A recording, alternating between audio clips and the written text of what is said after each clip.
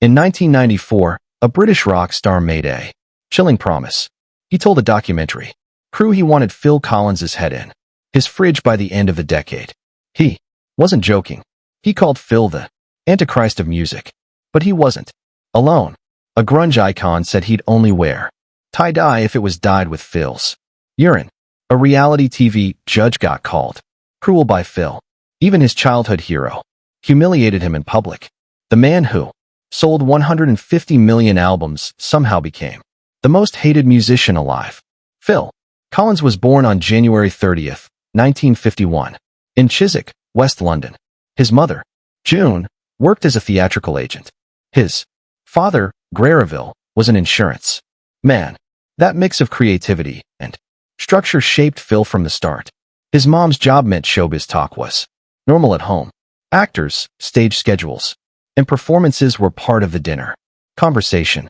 He grew up hearing how the business worked behind the scenes, how to handle agents, how to spot a good deal, how to manage a crowd.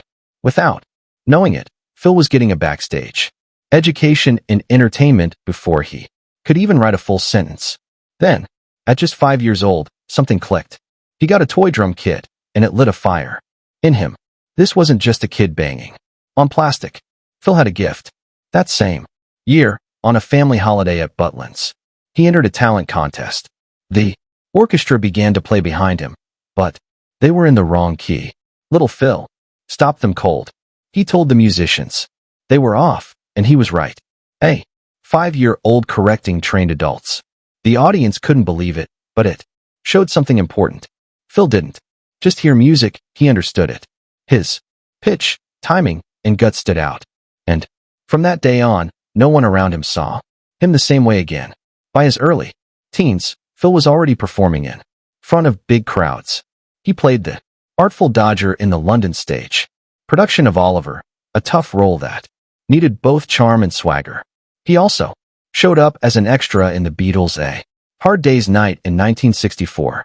Later, he filmed scenes for Chitty Chitty Bang Bang, but they got cut. That was his first taste of how brutal the entertainment world could be. Even if you did everything right, your work could still be left on the cutting room floor. During school, Phil wasn't just acting. He was also forming bands. His first serious group was called The Real Thing. The name said it all. They weren't playing around. With another early band, Freehold, he wrote his first song, Lying, Crying, Dying. The title was dramatic, but the emotions were real. It showed he wasn't just a drummer or actor. He had stories to tell, and music was the way he told them. This was the beginning of Phil Collins, the songwriter, the frontman, the artist. Then came the moment that changed everything. On June 28, 1970, Phil was flipping through Melody Maker magazine at a friend's house when he spotted a classified ad.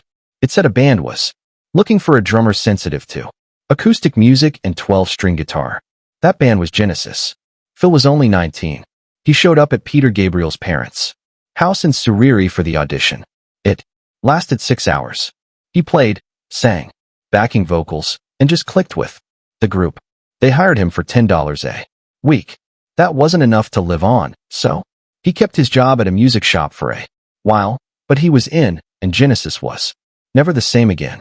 Between 1971 and 1973, Phil helped create 3 albums that defined Genesis's prog rock era. Nursery Crime came first in October 1971. His drumming on the musical box, a 23-minute track, became iconic.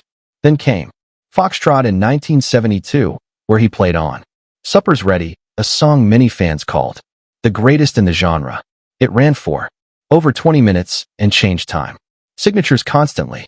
44, 78, even 908. And Phil held it all together. In 1973, Selling England by the Pound hit number 3 on the UK charts.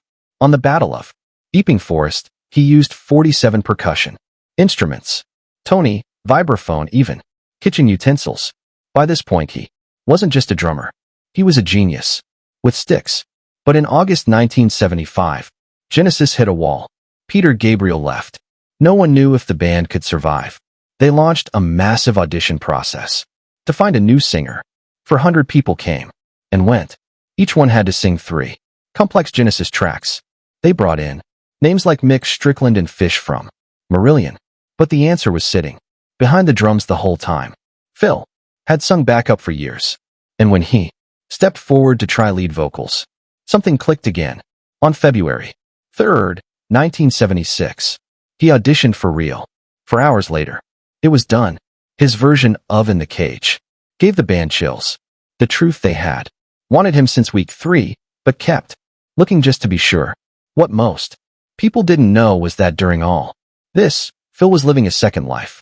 He joined Brand X, a jazz fusion band, in 1975. While recording Wind and Weathering with Genesis by day, he'd rehearse or play with Brand X by night.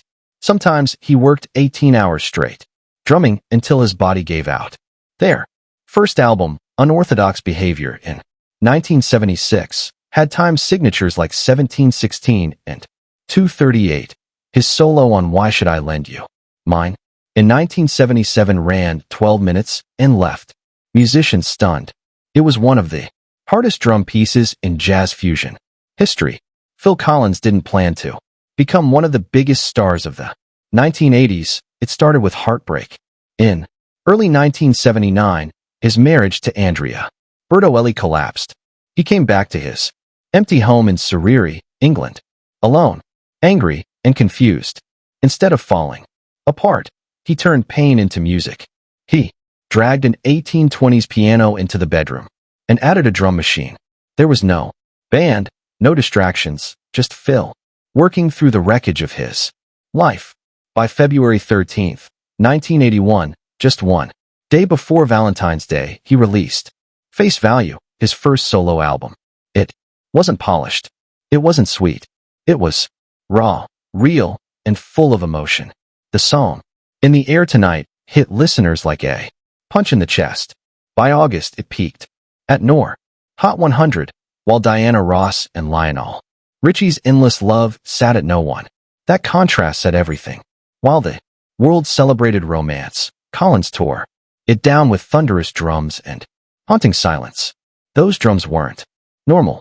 In fact, they were an accident. The sound came from a studio in Shepherd's Bush where Collins was recording with Peter Gabriel.